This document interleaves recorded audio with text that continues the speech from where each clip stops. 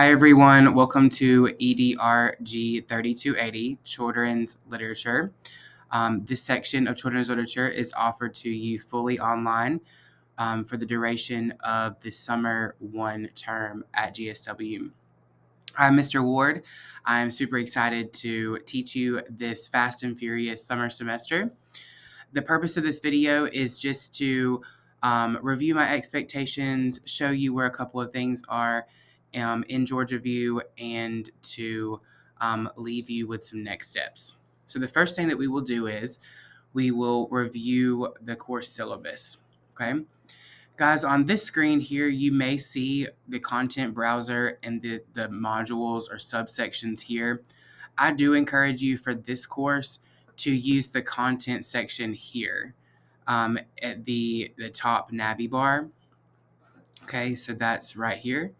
If you click that content button, it's going to bring you to the same things that you saw on the other screen, but with a bit more of explanation and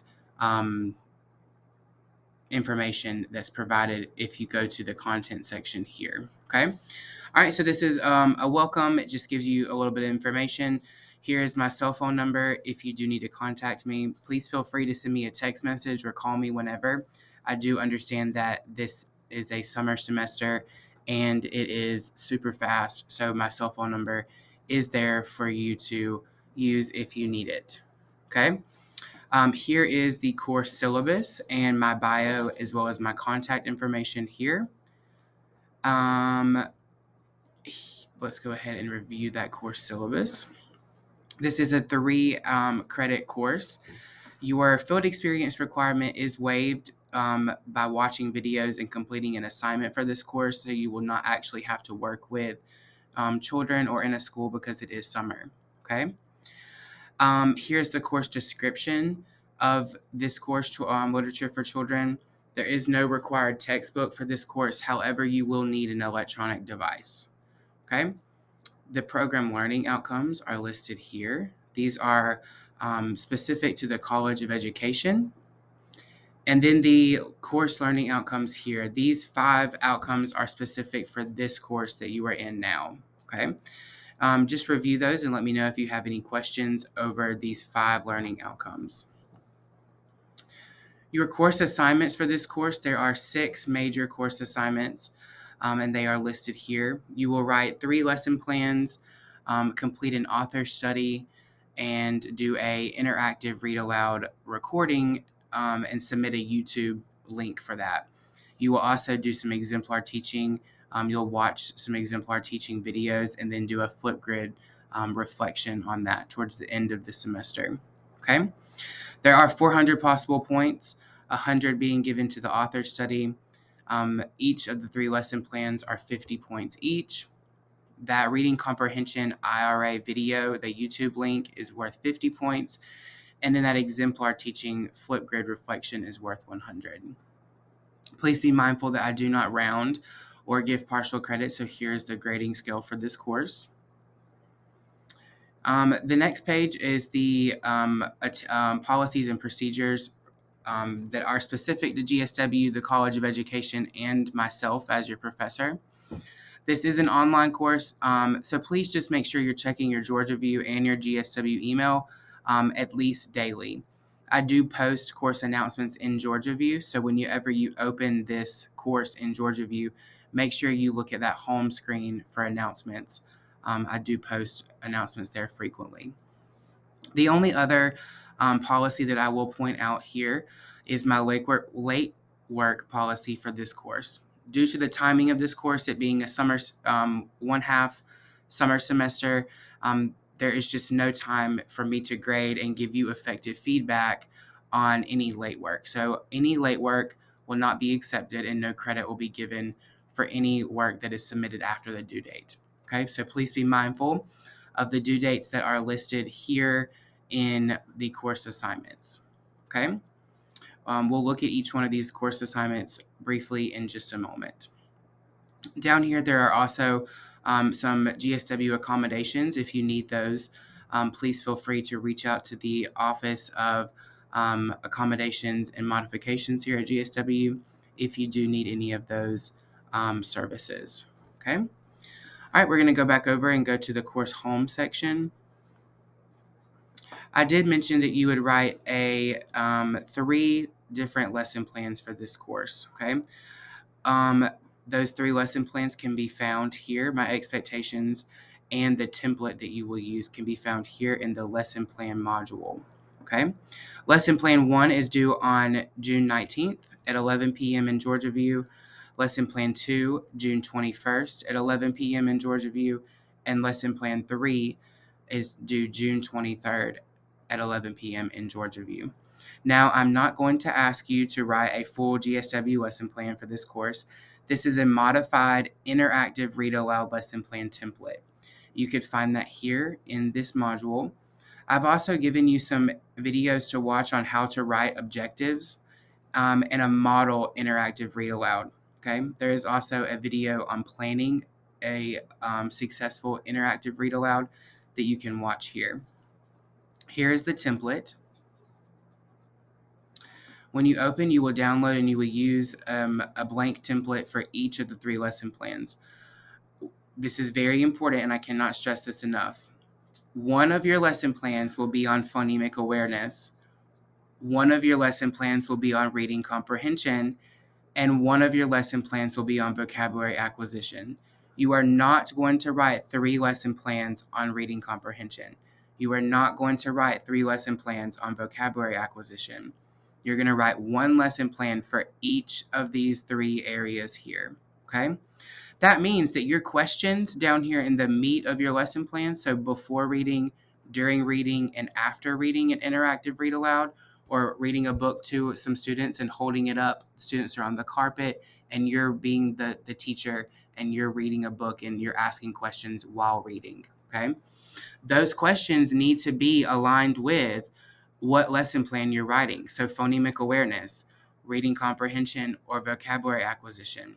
If you check one of these boxes for phonemic awareness, in each of your other boxes for before reading, during reading, and after reading, your questions need to be centered around whichever box you check. So phonemic awareness, or reading comprehension, or vocabulary. Okay? Moving on to the next thing. Going back to the course home section, clicking that content in the top navy bar is important for this course. And we're going to go to our 3rd module or subsection, the author study. Okay, the author study is due on June 16th at 11 p.m. in Georgia View. And I have the guidelines here, a PDF document for that. Okay. You will use this Google Sheet to sign up for your author. So that means that only one student, one teacher candidate, will be doing a project on each author. Okay. So there's only one student, one teacher candidate per author. Okay. Please make sure that when you go to this Google link, I'm going to go ahead and open that now, that you are going to the page for this course. Okay. So at the bottom of this, I see where it says online. So online YouTube IRA links and online authors. I'm going to click that. It even says right here in big yellow, online students only. This is where you will put your name beside the author that you choose. Okay. Please be mindful that other students are using this master Google form. Please do not be that person that erases or deletes or master edits something. Okay. A lot of school districts are using master Google forms, so you need to become familiar with this. And so now is a great time for you to practice. Okay. Going back to Georgia View, I'm going to go back to the content section, back to the author study. Here are my guidelines for your author study. So after you use the Google Sheet to sign up for your author, you would click and download my guidelines. Now you will use canva.com to create this presentation. You will need to download this presentation as a PDF and submit it to Georgia View. Okay. If you do not submit it as a PDF, points will be taken. Okay. It gives you a slide-by-slide guideline. So slide 1, your name, the author's name, the course number, and my name. Slide 2 is your author's picture and a bio. Okay, here's some probing questions for you to think about when you're on that slide. Slides 3 are pictures of book 1. So you're going to pick 2 books by this author. Okay, so slide 3 is book 1. You will do a summary and unique things about that book. Okay, slide 4, you're going to repeat that, but just with a different book. Slide 5, you will talk about the similarities and differences of these books, so compare and contrast the 2 books that you selected. Slide 6 is at least 5 Georgia Standards of Excellence, so GSE, we should be familiar with those by now, that could be taught with these 2 books. Okay, so I just want some ideas on how you could align standards with the 2 books that you selected by the same author. Okay. And then slide 7 is a time I want you to find as many books by that author that you selected and either put pictures or a list of all the books by that author. Okay. This is a good chance for you to get all of the ideas that you can come up with for mentor text and your classroom libraries in the future. Okay. I will also be grading for your creativity and neatness. And if your presentation is error-free, that's worth 30 points. And I cannot stress enough, please submit this assignment as a PDF. Okay, points will be taken if it is not submitted as a PDF. Okay, going back to the content section, the 4th module or subsection is information on your YouTube interactive read aloud. Okay, so an interactive read aloud is when you are reading a book or a mentor text to students and you are interacting with them. You're asking them questions, they're doing something to demonstrate their understanding, they're moving around, they're talking with their peers. They are not just sitting and getting, okay? In this section, you will find my expectations for that YouTube recording, the Google Sheet that you will copy and paste your YouTube links to, and then an exemplar interactive read aloud. So start here, guys. Watch this video, and then you'll be able to select the book that you want to record yourself reading. Go ahead and record yourself and then submit it, okay? Let's go ahead and look at that Google form just to remind you. I do use this Google form for multiple classes. So at the bottom, you want to make sure that you're going to the online YouTube IRA links. You will put your name. So I'm going to give you an example, and then you'll copy that link from YouTube. You want to make sure that your YouTube link is set to public. That is very important. Please make sure that your YouTube video is set to public so that I can view it. And then I am compiling all of these videos onto a collaborative Google site that will be shared with all of our teacher candidates and you to use in your future classrooms. And if you give me permission to use your recorded YouTube link, just put yes or no here in the drop-down section, okay? All right, so my expectations for that YouTube recorded interactive read aloud can be found here in the YouTube IRA. So we'll go ahead and click that. All right, so I'm looking for a couple of different things. You're selecting the book that you want to read, okay? It could be your favorite book from your childhood. It could be one that you've seen in the school that you work in, or it could be one that you just researched and you found out about, okay? I'm looking for you to review the front, the back cover, the title, the author, the illustrator before you start reading, okay? You want to get kids excited about reading. So have them guess, have them predict about what the book is going to be about, okay? You're going to ask at least one question before reading. So before you open up to page 1, you're going to ask readers that you're recording to a question to get them ready to read, get them excited about reading. Then I'm going to be looking for one question during reading. So while you're flipping those pages in that mentor text, I want you to pause and ask a really good question about reading comprehension. All right. And then I want 2 questions after your reading. So once you get to the last page, you say at the end, you close the book. I want you to ask 2 really good questions that sum up the understandings of your listeners. Okay.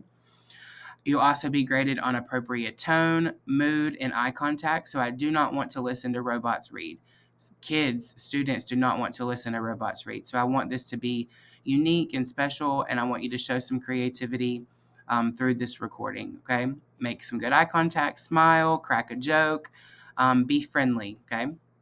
You will post that link after you upload it to YouTube, you will post that link here, and that is just another additional link to take you to that collaborative Google Sheet. All right.